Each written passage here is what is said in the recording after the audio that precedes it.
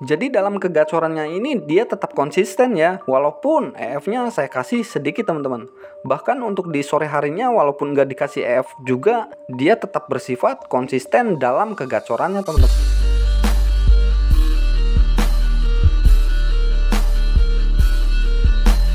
Halo sahabat kicomania, jumpa lagi dengan saya di channel yang berbagi pengalaman seputar burung. Nah oke teman-teman, kali ini saya akan membahas dua karakter burung sirtu yang berbeda nih. Karena walaupun keduanya ini sama-sama burung sirtu, namun keduanya ini memiliki perbedaan teman-teman. Dan berikut apa aja sih perbedaannya. Nah oke teman-teman, saya bahas yang ini dulu ya. Nah untuk burung sirtu yang ini dari postur tubuhnya agak sedikit pendek teman-teman. Nah lihat teman-teman, postur tubuhnya agak sedikit pendek ya. Dan bulu dadanya juga bisa dibilang bulu dadanya tipis teman-teman. Dan kalau misalnya membicarakan tentang kicauannya, untuk burung sirtu yang postur tubuhnya agak sedikit pendek ini bisa dibilang cepat berkicau teman-teman. Dan untuk burung sirtu yang seperti ini juga, saat dia mau mengeluarkan suara, dia akan ngekrek dulu lalu dilanjut dengan siulannya ya. Jadi dia lebih cenderung banyak ekrekannya, hampir sama dengan burung sirtu yang over emosi teman-teman. Cuma di sisi lain yang menjadi perbedaannya dengan burung sirtu yang over emosi, yaitu kalau burung sirtu yang over emosi ekrekannya sering keluar namun siulannya kurang bervariasi. Sedangkan untuk burung sirtu yang postur tubuhnya agak sedikit pendek atau bulu tipis ini, dia juga bisa ngekrek namun siulannya tetap bervariasi teman-teman.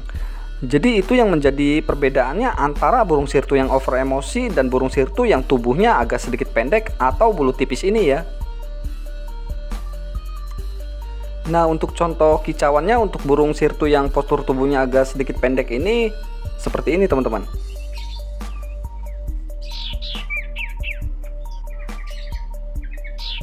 Nah jadi dalam segi kicauannya ini selalu ada ngekreknya ya, tapi dilanjut dengan siulan yang bervariasi teman-teman.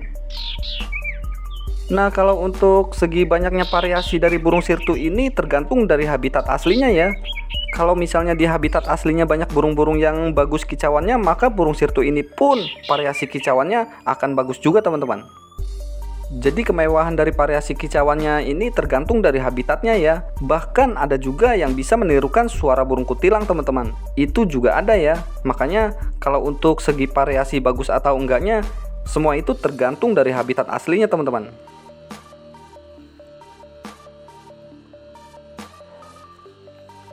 Nah sekarang kita bahas dari segi tarungnya ya. Nah kalau untuk burung sirtu yang postur tubuhnya agak sedikit pendek ini, pada saat dia bertarung atau di track dengan burung sirtu yang lainnya, dia jarang nempel ke jeruji teman-teman. Jadi dia lebih fokus loncat dari tangkringan ke tangkringan ya sambil bersuara. Contohnya seperti ini teman-teman.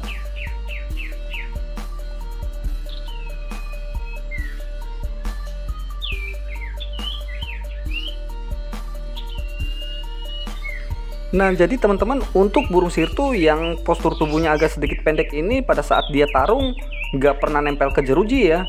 Jadi kalau misalnya untuk di gantangan juga ini sudah cocok teman-teman. Karena pada saat burung sirtu yang postur tubuhnya agak sedikit pendek ini tarung, dia lebih fokus loncat dari tangkringan ke tangkringan dan juga bulunya sering berdiri ya.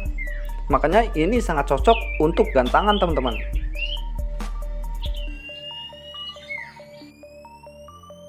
Nah lalu sekarang kita bahas dari segi mentalnya nih. Nah untuk burung sirtu yang postur tubuhnya agak sedikit pendek ini atau bulu tipis ini bisa dibilang mentalnya bagus ya. Ya walaupun nggak semua, tapi rata-rata mental dari burung sirtu yang postur tubuhnya agak sedikit pendek ini atau bulu tipis ini bagus-bagus teman-teman. Jadi 80% mentalnya bagus-bagus dan 20%-nya mentalnya biasa aja. Jadi burung sirtu yang postur tubuhnya agak sedikit pendek ini lebih banyak bagusnya ya dibandingkan dengan yang kurang bagusnya teman-teman.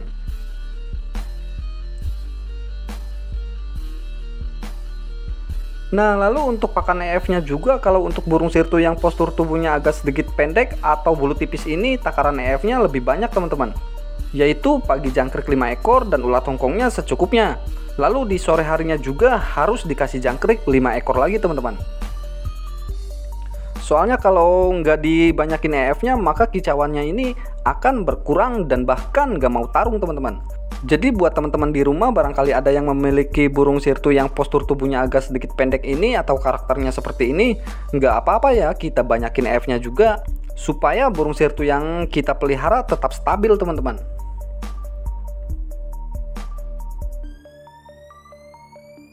Nah, lalu untuk kekurangan burung sirtu yang postur tubuhnya agak sedikit pendek ini atau bulu tipis ini, dia susah jinak teman-teman.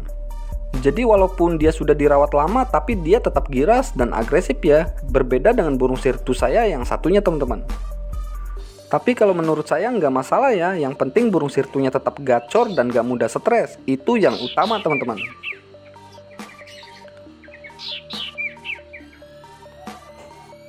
Nah, lalu kita bahas ke burung sirtu yang satunya nih, yaitu burung sirtu yang memiliki postur tubuh panjang.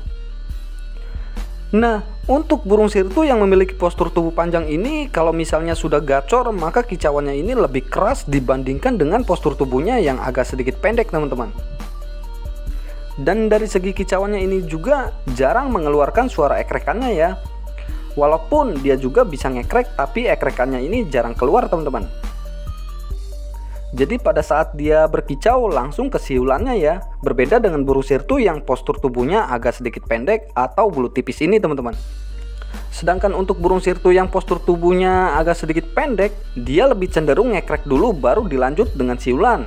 Tapi kalau misalnya burung sirtu yang tubuhnya panjang ini, kicauannya langsung ke siulan dan sangat keras teman-teman. Contohnya seperti ini nih.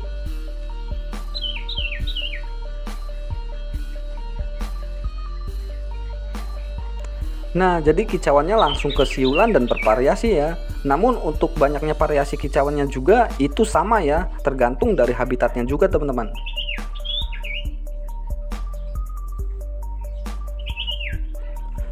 Nah, lalu untuk segi tarung burung sirtu yang memiliki postur tubuh panjang ini, pada saat dia di track, dia fokus ke kicauannya, namun kekurangannya dia sambil loncat ke jeruji teman-teman. Tapi kalau untuk sekarang-sekarang ini, namun belum bisa di track. Karena di antara salah satu burung sirtu yang saya pelihara ini ada yang sedang mengalami mabung, jadinya saya menghindari trek teman-teman.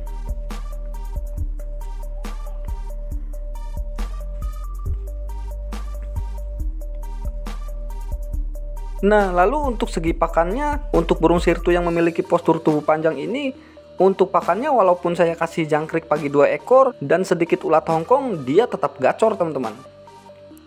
Jadi dalam kegacorannya ini dia tetap konsisten ya, walaupun EF-nya saya kasih sedikit teman-teman.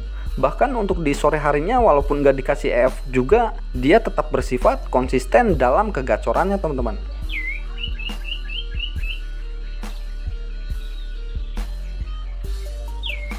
Nah oke teman-teman, itulah dua karakter burung sirtu yang berbeda ya, dari kelebihannya dan juga dari kekurangannya teman-teman. Dan semoga dengan adanya video ini bisa menambah ilmu pengetahuan. Sampai jumpa lagi di video berikutnya. Salam sahabat kicau mania.